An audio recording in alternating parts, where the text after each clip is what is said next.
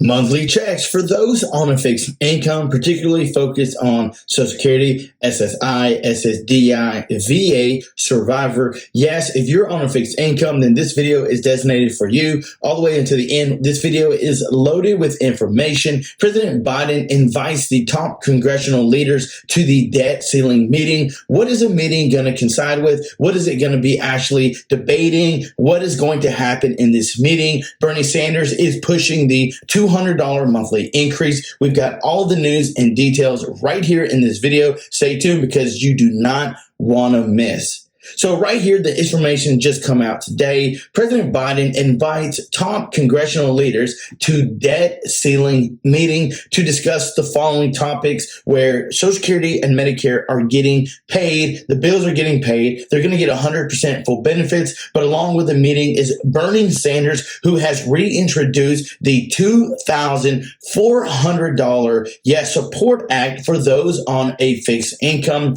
our senior citizens that are waiting on that Social Security check every single month. It just simply isn't enough. So he's there being an advocate for those on a fixed income. Again, this video is loaded with information that we're going to get into. But first, thank you again so much for watching, tuning in. We couldn't do it without you. If you want a chance to win a free Amazon gift card, then all you have to do is smash that like button and hit that subscribe button to join the family for your chance to win. If you would like to support this channel by buying a t-shirt, coffee mug, face mask, you can click on the link below to buy some merch. With all that being said, let's dive into the news. So President Joe Biden has called the top 4 congressional leaders to a meeting at the White House to discuss how to avert a debt default. Understanding bills got to get paid. According to a White House official and Capitol Hill sources that are familiar with knowing, hey, we've been in this position before. The Treasury Secretary Janet Yellen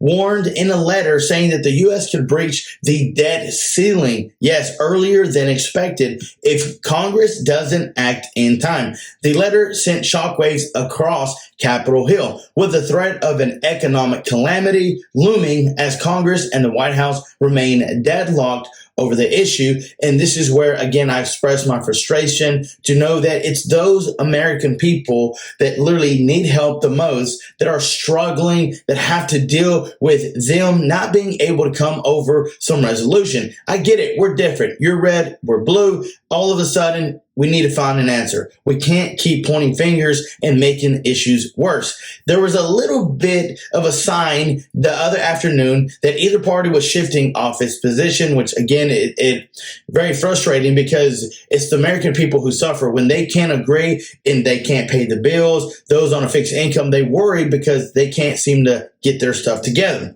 Although House Republicans insist on attaching spending cuts to a debt ceiling increase, while Democrats vow not to negotiate over whether to pay the country's bills or default. And again, this is where we fall into what bills get paid, who's going to make sure that they get paid, and are we going to keep raising this debt ceiling limit? So again, there's so much things happening on Capitol Hill in Congress, like when are they finally going to make something happen?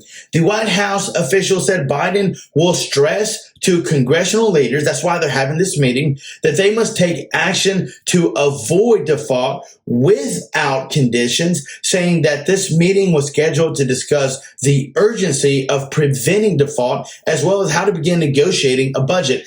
Like I said, Kevin McCarthy presented, him and his Republicans, they presented a bill. They presented, say, hey, this is what we're going to do. This is what we want. This is what we want to see. And I knew that President Biden was not going to go for it because, again, they didn't make the bill. They didn't come up with the idea. So now President Biden is pulling in these congressional leaders, the top congressional leaders, yes, to come in and say, let's negotiate. Let's figure out what the best plan is. And then we're going to present a budget. We're going to present this bill and let's see what happens. And it's always Democrats versus Republicans, Republicans versus Democrats. And this is where, you know, at some point they're going to have to understand, put their differences aside and let's get something passed.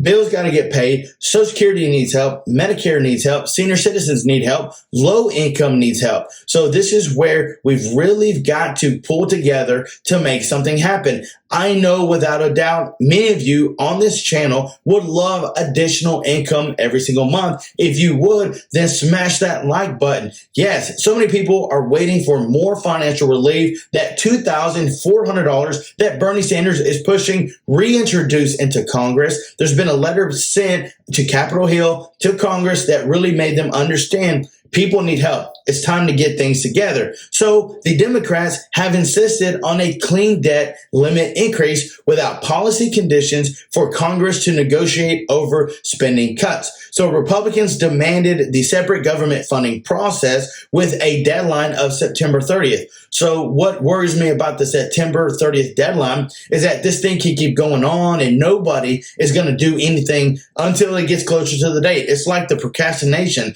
They wait to the last minute instead of saying, let's find the best possible solution now and let's work out the kinks by September 30th instead of waiting closer to that date to say, oh, wait, hey, we got to pay the bills. That is the appropriate place to debate and discuss our nation's fiscal picture, not in a hostage situation in which extreme MAGA Republicans try to impose their radical agenda on America.